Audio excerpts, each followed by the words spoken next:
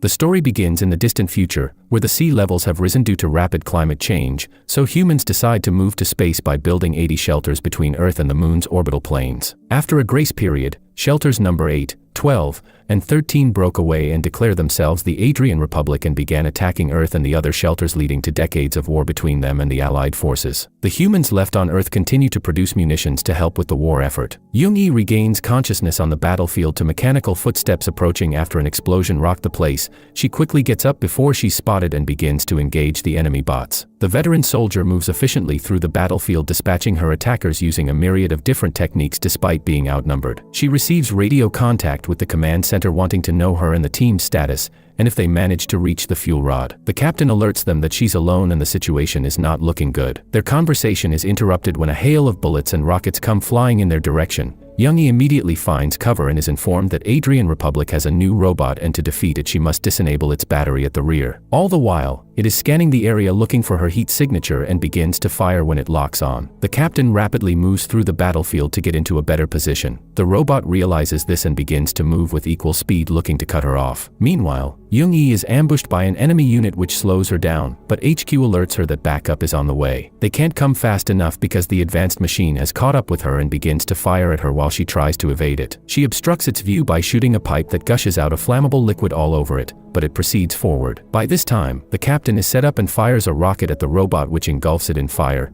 Just as she thinks the ordeal is over, the machine extinguishes the flames and carries on as if nothing happened. Young-yi finds cover somewhere and hides, but after it scans again the robot finds her. As it fires, she slings herself quickly out of harm's way, which causes the debris to fall on the robot. This creates an opening for her to take the finishing shot, but she pauses for a moment, giving backup the chance to shoot her hand, which sends her back. She gets up to check her wound only for her to realize that her hand is cybernetic. But before she can panic, the captain pauses in place and a buzzer sounds as the surroundings begin to disappear to reveal a simulation room. Some engineers come into the room complaining about the results as they do their checks. They are joined by their team leader Yun, who inspects the android as her subordinates hype up the skills of the legendary mercenary the robot was based on. She interrupts their rambling, alerting them to close for the day because they have some important guests arriving soon. They proceed to disable the android from combat mode and escort it through the facility, which seems to be both a research and manufacturing plant. The majority of the android is dismantled, leaving the head and upper body. Meanwhile, Yun makes her way to a briefing room where Director Sang-hyun prepares exquisite food for their visitor.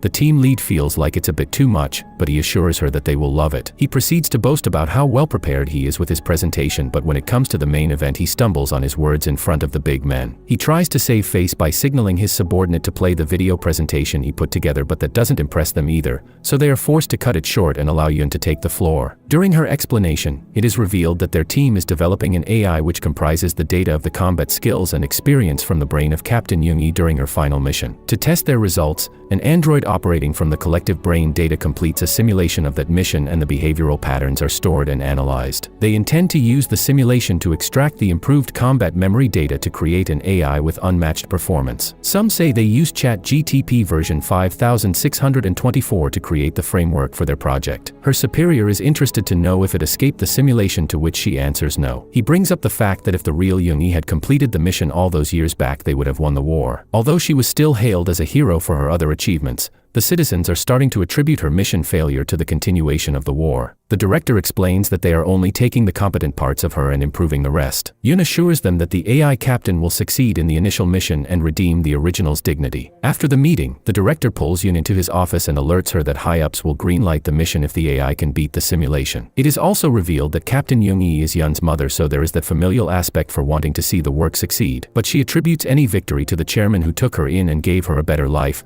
She excuses herself so that they can begin processing the data they collected before they try something else. She makes her way to the lab with Kyung, where they activate the captain in her stripped-down state to run more tests. She is disturbed by her state and begins to scream at them. Yun has seen enough and deactivates her and considers it a failure, so she orders Kyung to destroy the brain. During the process, the complexity of the artificial brain is exploded for all to see. After the procedure, the two make their way out, where Kyung discloses that the main reason he wanted to join the team was that he is a big fan of the captain and saw her as a superhero when he was younger. Yun breaks his fantasy by revealing that the reason her mother kept fighting in the war was to save her. When she was younger, a tumor was found in her lung. The treatments were expensive, so the only way her mother could pay was to become a mercenary. She always feared that one day her mother would die fighting in the war while trying to save her life. In a cruel twist of fate, the day she got surgery was the last time her mother went into action. Yun also wonders if her mother regrets sacrificing her life to save her. A tone-deaf Kyung suggests that the team leader ask her mother during the next processing. She agrees and then quickly informs him that she has an ethics test, so he should finish their processing report. On the train ride to her test, she gets a flashback to the day of her surgery and how happy her mom was that she was getting treatment. She snaps back to reality and completes her ethics test. She is informed that the results will be sent to her employer, after which she makes her way to visit her doctor, who informs her that her tumor has returned and has spread to her major organs. He alerts her that she has 3 months and suggests that they copy her brain and transfer it to a prosthetic body. The procedure has type A, which is the most expensive and gives the individual full human rights with total data privacy. The next is type B, which is less expensive but prohibits certain rights like marriage, freedom of movement, and adoption. Also, the government has full access to one's brain data. The final option is type C, which is free, but you don't have any human rights and one surrenders ownership of their brain data, which allows certified companies to own it and do what they will with it. Countless clones will be created so the person will no longer be an individual. That was the contract her mother signed. She pleads with the doctor to allow her to process the information before she makes her final decision, and also asks permission to see her mother while she's at the hospital. As Yun leaves, it is revealed that the doctor is an android. While she watches her mother in a vegetated state, Yun thinks back to the day her grandmother signed the captain's brain data to the corporation, but it did include Yun's education and living expenses. One of the suits tries to comfort her by giving her a figurine of her mother. Back to the present, her now old mother lies in a pod on life support. Yun gets a little emotional looking at her in that state. Later on at the lab, the team work on the next brain prototype with the enhancement from the new information. After completion, it's placed into the android's head ready for another run. The team prepares for another test, but this time Sang-hyun proposes they try something different. He suggests that before starting the simulation they should inflict a gunshot wound to the android's leg, to which they comply, but Yun is not comfortable with that decision. The simulation starts and Jing-yi winces in pain as areas of the brain which register agony light up. The director orders the lab tech to make it red for easy identification. Soon after, she is apprehended by the enemy unit, but she still decides to fight back and takes out a few of them. The area that is responsible for the motor moments are coded green. The captain is eventually overpowered and pinned down, which causes the pain to start spreading across the brain, but Young-hee doesn't give up and begins to fight back. This activates a different part of the brain that registers higher mobility than the green signal. They label it yellow, which gives her second wind to destroy more enemies, but before they can observe it further, the simulation ends when she gets shot in the end. The director gets angry as it means that they can't study that brain, but luckily, they map the neural pathways so they can study it digitally. He is happy with this breakthrough since they have a briefing at HQ with the chairman the following day. The time comes and the team make their way to the main office.